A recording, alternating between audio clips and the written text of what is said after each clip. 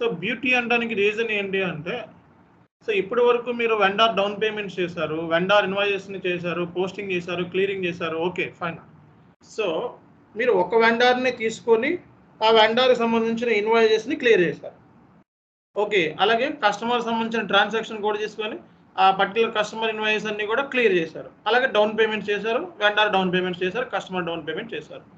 But ఇక్కడ ఉన్న beauty ఏంటంటే, ఒకే ట్రాన్సాక్షన్ కోడ్లో బోత్ వెండారు కస్టమర్ రెండింటిని కూడా క్లియర్ చేసేయచ్చు ఇన్వాయిసెస్ని. ఒకే ట్రాన్సాక్షన్ కోడ్లో బోత్ వెండార్ కస్టమర్ ఇన్వాయిస్ అంటే అక్కడ ఒక వెండార్ని తీసుకున్నారు, సారీ, అక్కడ ఓన్లీ వన్ వెండార్ తీసుకొని మల్టిపుల్ ఇన్వాయిసెస్ని క్లియర్ చేశారు. ఇక్కడ ఒక వెండార్ కాదు, నీ సిస్టంలో ఉన్న మొత్తం వెండార్ని చేసుకో. ఒక కస్టమర్ కాదు, టోటల్ నీ సిస్టంలో ఉన్న ఎంటైర్ కస్టమర్స్ అన్ని తీసుకో ఒకేసారి సింగిల్ టైంలో. ఒక కంపెనీ కోడ్ కాదు, మల్టిపుల్ కంపెనీ కోడ్స్. సో ఒకేసారి సింగిల్ టైంలో మనం ఇన్వాయిసెస్ని క్లియర్ చేయొచ్చు. అది వెండార్ ఇన్వాయిసెస్ని, కస్టమర్ ఇన్వాయిసెస్. అందుకే దీన్ని బ్యూటీ ఆఫ్ SAP అన్నారు. అంటే huge volume of vendor and customer invoice we can clear through automatic payment program. Automatic payment program end user P code వచ్చేటప్పటికి user P code F110, okay.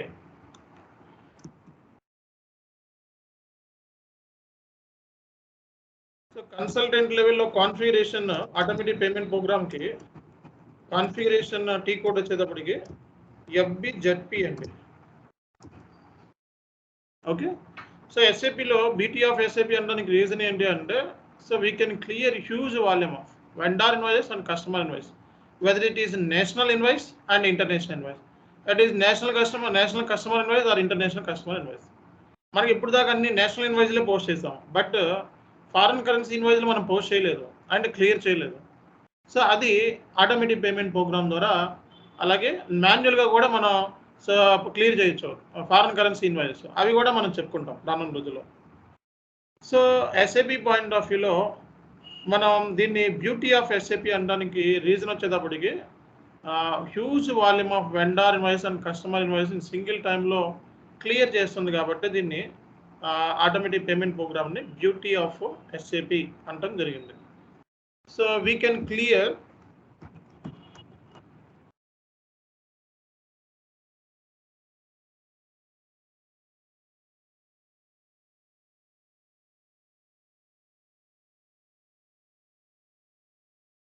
అంటే మన ఒకే టైంలో అంటే in single టైంలోనే ఇవన్నీ కూడా హ్యూజ్ వాల్యూమ్. అంటే ఒక వెండార్ కాదు, నీ దగ్గర ఉన్న ఆల్ వెండార్ చేసుకో, అన్ని ఇన్వాయిస్లు చేసుకో, వెండార్ సంబంధించి all.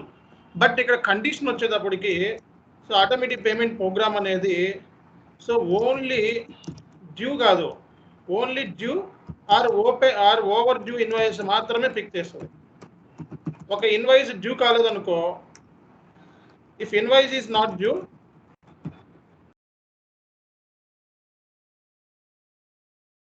we cannot clear it. Cash discount పక్కన పెడతాం, క్యాష్ డిస్కౌంట్స్ కూడా ఆటోమేటిక్ పేమెంట్ ప్రోగ్రామ్ ద్వారా చేయొచ్చు, అది వేరే విషయం. బట్ మెయిన్ నీకు ఇన్వాయిస్ పిక్ అవ్వాలి అంటే ఆటోమేటిక్ పేమెంట్ ప్రోగ్రామ్ ద్వారా first invoice should B due or over due అయి ఉండాలి. అంతేగాని ఇన్వాయిస్ డ్యూ కాకపోతే ఆటోమేటిక్ పేమెంట్ ప్రోగ్రామ్ పిక్ అవ్వదు, క్లియర్ అవ్వదు, ఓకే. సో కాబట్టి ఫస్ట్ కండిషన్ ఒకటి, ఆటోమేటిక్ పేమెంట్ ప్రోగ్రాంలో ఇన్వాయిస్ అనేది డ్యూ లేదా ఓవర్ డ్యూ అయ్యి ఉండాలి, కరెక్ట్. సో ఇది so we can clear national vendor invoice as well as international, domestic international vendor ఇన్వాయిస్ని క్రియేట్ చేయొచ్చు. అట్లాగే సో కస్టమర్స్ని కూడా మనం క్లియర్ చేయొచ్చు అనమాట. కస్టమర్ ఇన్వాయిస్ అంటే incoming payments, okay, incoming payments మనకి డబ్బులు కడుతున్నారు, సెటిల్మెంట్స్, ఓకే. సో ఇది బేసిక్గా ఒక over view, okay. So automatic payment programme beauty of SAP, we can clear huge volume of customer invoice, vendor invoice, single time. Automatic payment program will pick only due or overdue invoice. It should not pick if invoice is not due. So next entry we can clear national, international vendors and customer invoices. Okay, ఇక్కడ దాకా functionality గురించి మాట్లాడుతున్నాము. ఇదంతా this is called functionality. Next ఏంటి? So there are 2 types of runs ఉంటాయి. దీంట్లో 2 types of runs ఉన్నాయి. So దీంట్లో 2 టైప్స్ ఆఫ్ రన్స్ ఉంటాయి ఆటోమేటిక్ పేమెంట్ ప్రోగ్రామ్ లో. సో 2 టైప్స్ ఆఫ్ రన్స్ ఉంటాయి. సో ఒకటి వచ్చేటప్పటికి ప్రపోజల్ రన్, రెండోది వచ్చేటప్పటికి పేమెంట్ రన్.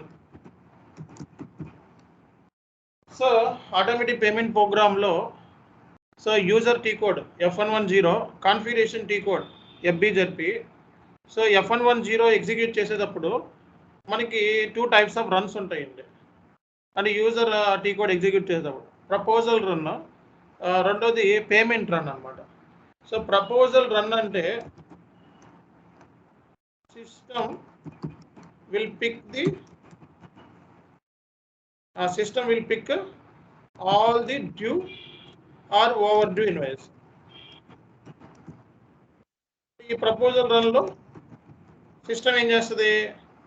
రెస్పెక్టివ్ వెండర్ సంబంధించిన ఇన్వాయిసెస్ ఏమైతే, కస్టమర్ సంబంధించిన ఇన్వాయిసెస్ ఏముంటాయో వాటిని పిక్ చేసుకుంటుంది. అవి పిక్ చేయాలంటే ఫస్ట్ కండిషన్ ఏంటి? డ్యూ లేదా ఓవర్ డ్యూ ఇన్వాయిస్ అన్నిటిని పిక్ చేసుకుంటాం. Payment run system will clear the invoices. అదే డిఫరెన్స్ ఇక్కడ. So in the proposal run system will pick all the due or over due invoices. So in the payment run system will clear the invoices. That is the 2 differences that we can observe. One is proposal run. In the proposal run, system will pick all the due and owed invoice, and payment run system will clear all the invoices. So ఏమైతే due invoice ఉన్నాయో వాటిని clear చేస్తుంది. So there may be chances of getting error in the proposal run as well as payment run. So error ఎక్కడ వచ్చే chances ఉన్నాయి? So proposal రన్లోనూ errors వస్తాయి, అలాగే పేమెంట్ రన్లోనూ ఎర్రర్స్ వస్తాయి. మనం కన్సల్టెంట్ పాయింట్ ఆఫ్ వ్యూలో మాట్లాడుకోవాలి ఎప్పుడు కూడా. సో మన పాయింట్ ఆఫ్ వ్యూలో ఎర్రర్ కోసం మనం వెయిట్ చేయాలి. ఎర్రర్ రిసాల్వ్ చేసినందుకే మనకి 10 లక్షలు 5 లక్షలు ఎంట్రీలు పోస్ట్ చేయడానికి ఎండ్ యూజర్స్ బోల్డ్ మంది ఉన్నారు. 2 లక్షలకి, 1,50,000కి, 3 లక్షలకి, 10 లక్షలు కూడా ఉన్నారు. సో మన పాయింట్ ఆఫ్ వ్యూలో మనం వెళ్ళేది మెయిన్ ఎర్రర్స్ని రిసాల్వ్ చేయటం. సో ఎర్రర్స్ ఎక్కడ వస్తాయి? ప్రపోజల్ రన్లోనూ ఎర్రర్స్ వస్తుంది, పేమెంట్ రన్లోనూ ఎర్రర్ వస్తుంది. ప్రపోజల్ రన్లో సిస్టమ్ ఏం చేస్తుంది? డ్యూ లేదా ఓవర్ డ్యూ ఇన్వాయిస్ని పిక్ చేస్తుంది. సో పేమెంట్ రన్లో system will clear all the invoices. కాబట్టి సో ఎర్రర్స్ మీకు పేమెంట్ రన్లోనూ రావచ్చు, అలాగే ప్రపోజల్ రన్లోనూ రావచ్చు. అట్లాగే మనకి అసలు ముందు సిస్టమ్ అనేది డ్యూ లేదా ఓవర్ డ్యూ ఇన్వాయిస్ని పిక్ అవ్వాలి అంటే ఫస్ట్ నువ్వు ఇన్పుట్స్ ఇవ్వాలి కదా. ఫస్ట్ సిస్టమ్కి ఇన్పుట్స్ ఇవ్వాలి కదా. యూజర్ టీ కోడ్లో F110లో మనం ఇన్పుట్స్ ఇవ్వాలి. ఏం ఇన్పుట్స్ ఇవ్వాలి అంటే ఫస్ట్ ఎప్పుడు ఏ రోజు రన్ డేట్ చేస్తున్నాం ఆ ఇన్ఫర్మేషన్. సో ఐడెంటిఫికేషన్ అంటే ఈ టెస్ట్ 1, టెస్ట్ 2, లేకపోతే ఈ రోజు రన్ చేస్తున్నా కూడా దానికి ఐడెంటిఫికేషన్ ఏంటి, గుర్తు కింద ఐడెంటిఫికేషన్ ఏంటి, అలాగే ఏ కంపెనీ కోడ్స్కి చేస్తున్నావు. ఓకే, సో పేమెంట్ మెథడ్స్ ఏంటి, okay, which company code you are doing this automatic payment program, what are the payment methods we have, run date, identification, ఈ ఆల్ డీటెయిల్స్ అన్నీ కూడా ఆటోమేటిక్ పేమెంట్ ప్రోగ్రాంలో ఇవ్వాలండి. Run date, identification, company code, payment method, అలాగే next మళ్ళా ఎప్పుడు run చేస్తాం. ఈరోజు రన్ చేస్తాం automatic payment, next payment cycle ఎప్పుడు, okay, next payment date, okay, అలాగే ఏ వెండర్కి నువ్వు రన్ చేస్తున్నావు, ఏ కస్టమర్కి నువ్వు ఆటోమేటిక్ పేమెంట్ ప్రోగ్రామ్ రన్ చేస్తున్నావు. ఓకే, సో ఏమైనా ఇన్వాయిస్ బ్లాక్డ్ స్టేటస్లో ఉన్నాయా, ఓకే, వాటిని ఎలిమినేట్ చేద్దాం అనుకుంటున్నాం. బ్లాక్డ్లో ఉన్నాయి కొన్ని ఇన్వాయిస్ని బ్లాక్లో పెట్టచ్చు, అంటే ఇక క్లియర్ అవ్వవు. ఓకే, బ్లాక్లో పెట్టచ్చు ఆ ఇన్వాయిస్. సో అలాంటి వాటిని మనం ఎక్సెప్షన్ లిస్ట్లో పెట్టుకోవచ్చు. అంటే ఏంటి, పిక్ కాకుండా ఆటోమేటిక్ పేమెంట్ ప్రోగ్రామ్ అసలు పిక్ కాకుండా దాన్ని చేయొచ్చు. సో బ్లాక్డ్ ఇన్వాయిస్ ఏమైనా ఉన్నాయా, ఈ ఇన్పుట్స్ సిస్టానికి ఇవ్వాలి నువ్వు. ఫస్ట్ F110లో ఇవి బేసిక్ ఇన్పుట్స్. సో అలాగే సో చెక్ పేమెంట్ ఏమైనా చేస్తే చెక్ సంబంధించిన సో వేరియంట్ని కూడా క్రియేట్ చేసుకోవాలి. సో వేరియంట్స్ ఉంటాయి, ఈ వేరియంట్ డీటెయిల్స్ కూడా ఇచ్చినట్లయితే అప్పుడు మాత్రమే నీకు సిస్టమ్ ఏం చేస్తుంది, పిక్ చేసుకుంటుంది. రెస్పెక్ట్ వెండార్స్, రెస్పెక్ట్ ఇన్వాయిస్ సంబంధించిన కస్టమర్స్ని, అలాగే వెండార్ ఓపెన్ అయిన ఐటమ్స్ ఏవైతే మనకి డ్యూలో ఉన్నాయో అవి పిక్ చేసుకుంటుంది. ఇవి ఇన్పుట్స్ ఇవ్వకుండా సిస్టమ్ పిక్ చేయదు. కాబట్టి ఈ ఇన్పుట్స్ని ఎస్ఏపిలో ఏమంటారు, పారామీటర్స్ అంటారు. ఓకే, సో వీటిని పారామీటర్స్ అంటారండి, పారామీటర్స్ అంటారు.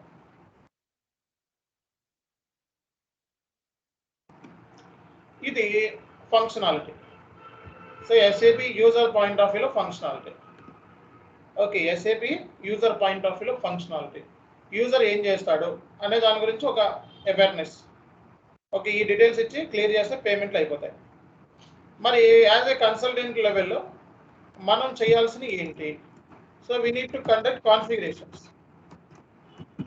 మనం కాన్ఫిగరేషన్స్ పర్ఫామ్ చేయాలి. ఏమేమి కాన్ఫిగరేషన్స్? కాన్ఫిగరేషన్ కీ కోడ్ ఏంటి?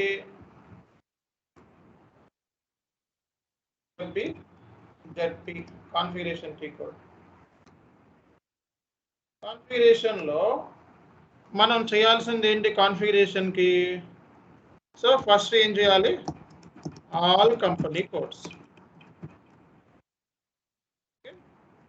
నెక్స్ట్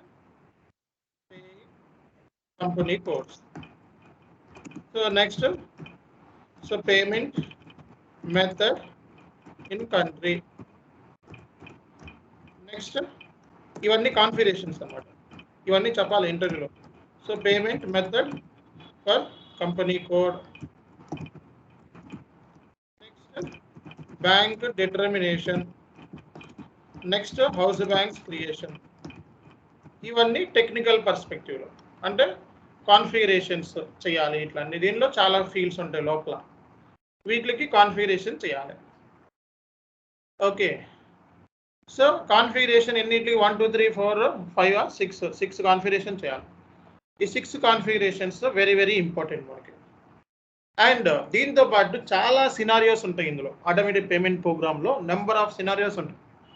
ఈ సినారియోస్ ఎక్కడా చెప్పరు మీకు బయట. అందరూ కూడా ఏంటంటే బేసిక్గా ఆటోమేటిక్ పేమెంట్ ప్రోగ్రామ్ చెప్పేసి అయిపోయిందంటారు, జస్ట్ ఎగ్జిక్యూషన్.